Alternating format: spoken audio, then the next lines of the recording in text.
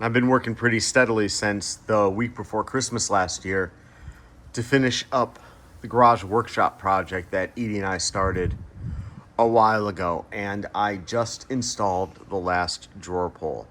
Now, there's some equipment that isn't here because I've lent it out to a neighbor, so you'll see some empty spots where I have storage, but that stuff will probably be coming back in the next couple of days. So, starting with the table saw station, we have new storage underneath. We actually have a second one of these cabinets on order from Rockler. It'll be in a couple of weeks. Keep our blades here. Dust collection is here. We've got our miter gauge here, as well as the rip gauge that is there. Sorry, the taper jig that is there. And basically everything we need here to change out to dado sets and do other work on the saw is here. And then we've got the drum sander, which is really useful for finishing projects, as well as the planer. This is a new addition. We got a Rockler router table. We put a Bora 3¼ horsepower router in it. In addition, we also use this to store our trim router as well as our Festool router. So if it has to do with routing, or dogs apparently, this is where you go. So those are some things that are new and organized differently. The jointer is laid out here. All of these tools are meant to be used without having to move them, although they can be moved very easily if we need to get a car in here because everything is on a mobile base. 17-inch bandsaw, and those are the main tools in the workshop. Now, here is what is new. Oh, and I guess I should mention that anything that's cordless goes up on this rack, and we're able to grab it there along with the batteries and charge the batteries. And we've got a utility sink here. All right, so what is new? These are standard kitchen cabinets. We were originally going to do custom build-ins, like I'm going to show you in a moment, for this area of the shop, but we determined that the space between the jointer and the countertop wouldn't really allow for that, because the custom countertops, we only make those. The custom cabinets we only make if we need something to go super deep. And these were obviously a lot less trouble and a lot less expensive. So just the things that you need in order to lay things out. And we've got a computer for design. We've got pencils. We've got Edie's bench plane, other things. We also invested in a new set of marking and measuring tools because the other stuff we had was incomplete and perhaps not as trustworthy as we would like. We've put 3 of these power stations, which are unique because they're power strips, but they're not 15 amp 120 volt power strips. They are 20 amp power strips. So you can put pretty much any 120 volt tool into these and they won't trip the breaker as long as you don't have too many running simultaneously on the same circuit. TV's up here. I built a little track. Oh yeah, and the tongue and groove paneling. Went with a really simple design here. Simple staining, nothing too fancy, good rustic look. As you'll notice, there's a lot of surface conduit on this side. There was a ton of surface conduit on the other side. So wherever you see the bulges out in the wall, that's just to build out around the areas where the power panel was and where the surface conduit was. The drill press is now a lot more accessible than it has been in the past. The sharpeners here accessible. The portable drill press is here, as well as the combination spindle stationary belt sander. One of the big issues that we had, oh yes, and for those who are curious, you can open the panel completely and it doesn't hit. This is a little memorandum of my jointer incident where that finger went bye-bye and then miraculously grew back. All right. So, a couple of things we were struggling with. We built this loft area shortly after we bought the house, but it instantly became disorganized because it was very difficult to get to. So we have this ladder. I can't demonstrate it because it takes both hands, but basically it extends out and folds down here. It's super solid, and it gives us the ability to quickly get up into the loft, which is where we store fishing equipment, the big paint sprayer, spare buckets, tool bags, but most importantly for the organization, paint. We were having a really tough time understanding what paint we had and what finishes we had. So we put the paint up here. We labeled it and organized it so we know exactly what we have and what we need to get if we're taking on a project. But here was something even more important.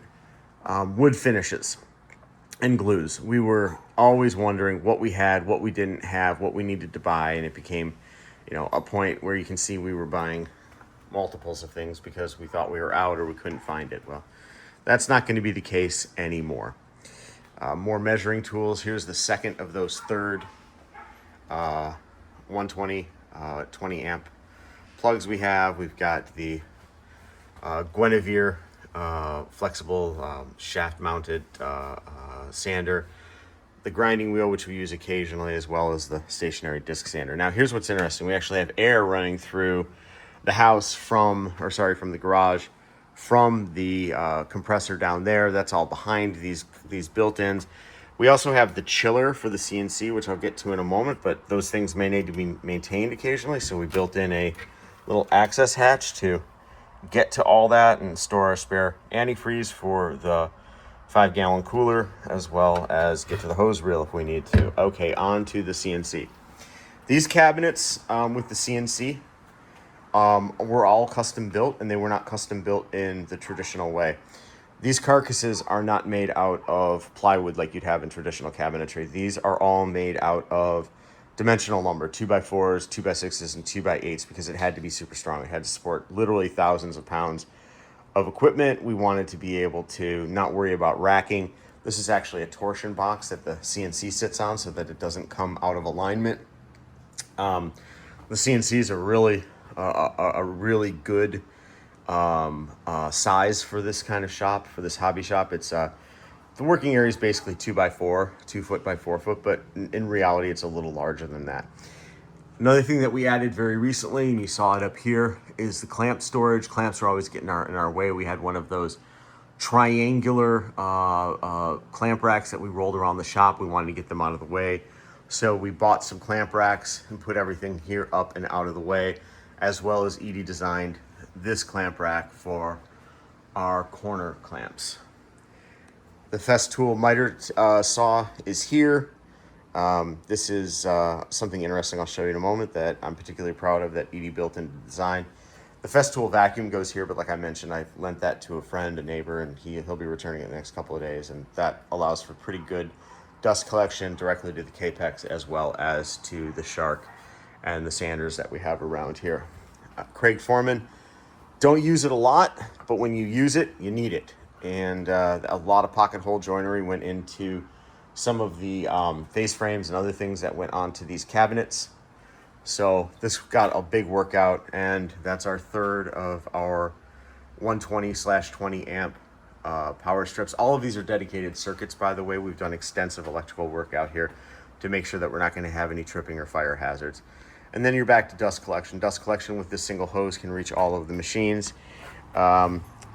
So the other thing to mention about this is with these custom cabinets, I mentioned the depth of cabinet.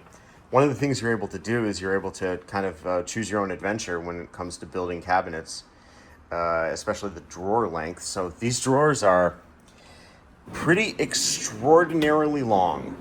These drawers are all 38 inches long. They're on heavy-duty bottom-mounted slides. So they're not going anywhere, and you can store a lot of stuff in them. So that's half the garage. The next half will have to come at a later date. I'm not sure, we don't even have a design for that. Edie has one special piece of equipment that she wants to get and put on that side, and until we have that equipment picked out, and until we have that equipment in place, it's going to be hard to build around it. So we're going to wait a little bit on that. And I mentioned there was a special surprise with the design over here. I'm going to show you that now. So what you see here is the miter saw. At first glance, might look like it's got pretty limited cut capability on either side of the blade, but that's not actually true, because Edie designed everything so that both the CNC as well as this cabinet here allow for a full, I think I measured it out to something like 9 feet of cutting capability here. And it's perfectly flat all the way across. In addition, on the Foreman, you can take this cross level to the top of the Craig Foreman, and you can get almost all the way to the dust collection. The dust collection is the first thing that knocks it off. And like this clamp is set behind the fence of the miter saw, so that really does work out well. Oh, and as an extra bonus, we took one of these Starrett metal tapes and put a quick T-track stop on it. So if you do want to pick an area or pick a length that's repeatable, you can just set that here, put this down. The top here will contact your workpiece and you'll have a repeatable cut every time. So that's where we're at. Great hobbyist shop, everything we need, everything organized, and it was a lot of work, but certainly it was worth it.